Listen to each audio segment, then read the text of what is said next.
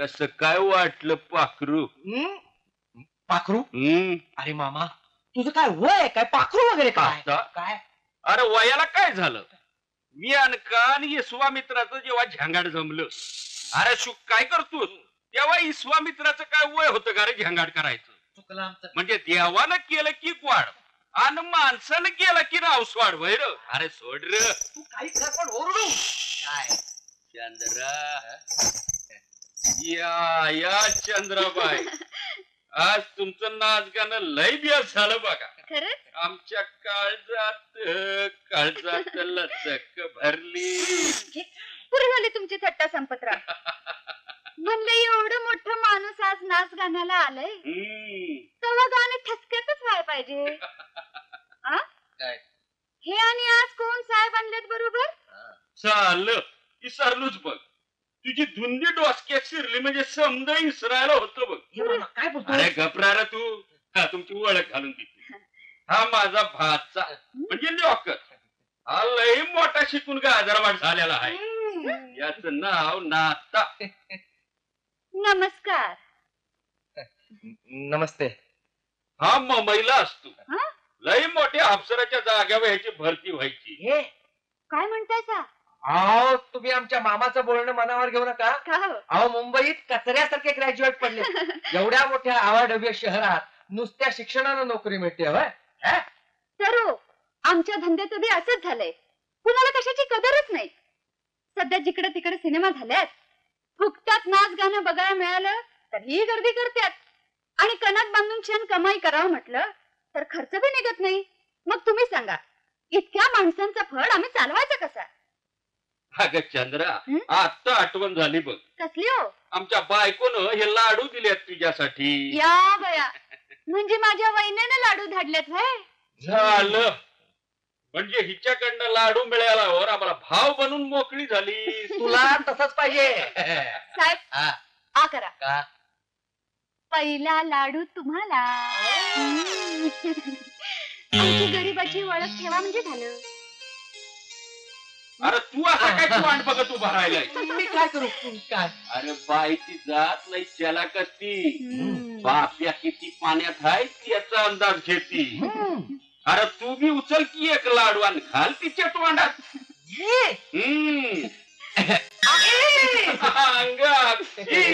बरं वाटलं असेल.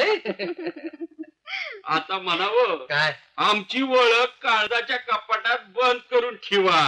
असं म्हणावं. अरे मामा, धंद्यातल्या ओळखी अशा काळजाच्या कपाटात ठेवायच्या म्हणजे बाईंच्या हृदयात एक आपल्याला अख्खं गोदरेजचं कपाट बसवावं लागेल. देवा परमेश्वरा रामा, अरे पांडुरंगा श्रीरंगा नमस्कार रे देवा. सांभाळून घे आजचा दिवस सुखा समाधानात जाऊ दे. परमेश्वरा नमस्कार रे देवा तुला. घे रे बाबा उदबत्त्या लाव तिकडे. शाबास. समाधान लॉन्ड्री. समाधान, तुमच्या लॉन्ड्रीत कपडे धुतात का हजामती करतात? बाई आपण कशासाठी आला आहात? काय म्हणाला? नाही म्हटलं एवढा माझ्या हातातलं काम हटपतो आणि मग निवांतपणे आपल्याकडे पाहतो. मला 1 मिनिट सुद्धा थांबायला वेळ नाहीये. पण बाई असं काय करताय? तुम्हाला जर इतकी घाई होती मग याच्या आधी नाही काय यायचं? म्हणजे तुम्ही आल्यावर तुमच्याकडे लक्ष द्यायला माझे हात मोकळे तरी असायला हवेत की नाही? नॉनसेन्स. तुम्ही मला समजलं तरी कोण? आगीचा बंब. काय? आगीचा बंब म्हणजे त्याला म्हणजे दाखवत मला काय म्हणायचंय की आगीचा बंब सुद्धा वेळ प्रसंग बघून थोडा वेळ थांबतो. पण तुम्ही आल्यापासून तुमचं आपलं ते ठण ठण ठण ठण ठण चालूच आहे. मग तुम्ही माझं केवढं मोठं नुकसान करून ठेवलं ते मला आत्ताच आता भरून हवंय. माझी नवी इम्पोर्टेड साडी काढली हो, खैबर खिंडीसारखं चक्क भगदार काढून ठेवलं. वरती तोंड करून हे बघा. मी आपला आभारी आहे. आतापर्यंत इतिहासात मी खैबर खिंडीचं वर्णन फक्त वाचलं होतं. आज आपल्यामुळे साक्षात त्याचं दर्शन होत आहे. ते काय नाही, तरी म्हटलं होतं दिवसभरात काय भानगड करू नकोस म्हणून. नाही काय नाही. मला काय म्हणायचं बाई, ही तुमची साडी मला तरी काय इम्पॉर्टेंट दिसत नाही. बसतो.